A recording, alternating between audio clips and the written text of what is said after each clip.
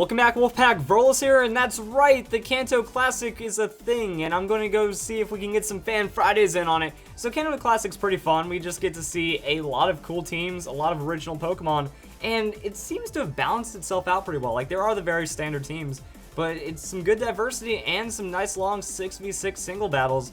So we're going to see how that ends up playing out. There's Golem in against the Charizard, and it looks like the opponent is going to go for that withdrawal on the Charizard. I actually don't know how that's going to go because it looks like Golem might just want to go for a Stealth Rock instead. And there it is. So Stealth Rock going to be free. Charizard switching out, not really at risk of a Stone Edge. And that works out really well because if he wins Venusaur and then the Stone Edge just kind of fell flat on getting tanked up by Venusaur, yeah. So that's going to be the sleep powder right there. Golem is going to be asleep, and now we get to see that Venusaur is going to go for that Giga Drain. And that is going to be a huge hit on the Golem, but the sturdy ability going to make it to where Golem is just fine. And he actually wakes up and gets the Earthquake onto the Venusaur. Wow, okay, that's really good right there. And gets Venusaur below half off of that one Earthquake, and the Giga Drain will be a quick finish right there. That's actually really good. Like, even though Golem went down without getting KO, Stealth Rocks is going to do half to Charizard. So that's done right there. And then Venusaur already took more than half. So Golem has done an effective 1-for-1 plus right now. It's done more than enough, and that's one of the good things about having a really strong lead Pokemon like the Golem in the Kanto Classic. You're going to be able to get your setup going, and that's going to be Blastoise coming into the battle right now against the Ninetails. It's going to be switching onto like a Heat Wave or something. So Sunny boosted Heat Wave on the Blastoise is not going to do as much as I expected. How tanky is that Blastoise? Wow, so did Blastoise just outspeed? Okay, so I guess, yeah, is that like Tank Ninetails or something? I don't know. Sunny Day makes it to where that Surf is doing less damage. That's a thing, but Blastoise is outspeeding, so that, like, I'm really confused. Either way, Blastoise gets the crit, Ninetails doesn't get crit this turn, so it will survive. Does go for the Toxic this time. Doesn't Ninetails have like a Solar Beam option or something? Like, that would be really strong against Blastoise for this team setup, and that's going to be the Poison. It works, you know, if you're Heat Waving, it's not going to be enough to knock out the Blastoise. You get the Poison, it's going to take a good amount of effective damage right there, and it'll eventually tick down. So Ninetails giving itself up for that Poison, but Blastoise, if it switches out, it comes in, eats rocks, eats a turn of Poison, and gets chipped off really easily. Exeggutor is going to be the response Pokemon, and the opponent is actually going to switch out. If he goes in that Charizard, Charizard is losing a lot of health. But we have to see how Exeggutor responds, because I mean, that could be an easy Psychic right there. But Exeggutor goes for the Solar Beam. I'm actually not too sure about that play.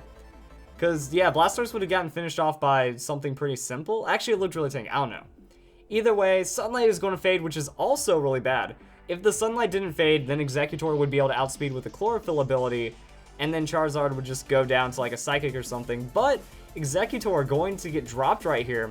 And that's going to be an easy time for the Gyarados. Intimidate, not going to affect Charizard too much. And that will be the Charizard actually switching out. That's a free Dragon Dance on the Gyarados. And that means we go into Venusaur, so that's a free Ice Fang to finish off the Venusaur. I don't think that response works out too well. So yeah, there's Gyarados with the Dragon Dance.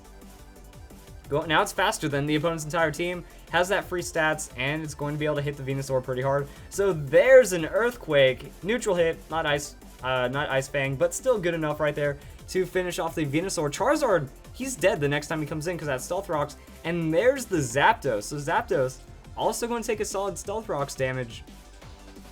It's like, what do? Your Gyarados is so free. Zapdos can be very tanky. Actually pushes for that waterfall right there. The damage onto Zapdos is solid. Critical hit, not enough, but Zapdos does flinch, and Gyarados gets the follow-through waterfall. Bold play on that waterfall, but it does end up working out. And now I think Zapdos is probably the only realistic threat to stop Gyarados. Muck comes in. Ooh.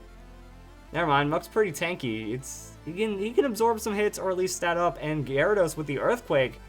Never mind, I forgot about that. Yeah, Gyarados is not Ice Fang, it's Earthquake set, and the +1 is enough to take out the Muck. So Charizard's gone, Blastoise is gone, now it's just Gengar. I mean, Gengar eats a Waterfall after that Stealth Rocks, and that could get pretty bad as well. Or Gyarados has the Crunch. So Waterfall, Crunch, Earthquake. Not bad on that. Not bad on the Gyarados. All right. So no Ice Fang for the Dragonites, but I guess he's playing it differently with Stealth Rocks. And now Blastoise comes in. That's going to be Stones. And then, yeah, it would have either been Toxic or just a little bit of damage from the Earthquake. And then Charizard goes down immediately. So the Gyarados sweep is real. I mean, when you think about the Kanto Classic, Gyarados very, very powerful on that Dragon Dance because, yeah, you outspeed your opponent's entire team. Layered with that Stealth Rocks, we can see there's a lot of damage potential right there. Zapdos is a big threat. I know that flinch was a bit lucky right there. And that is going to be enough to take out the opponent for the Kanto Classic. And it says games played 0, so nice way to start the Kanto Classic, I'd imagine. Hope you guys enjoyed this video.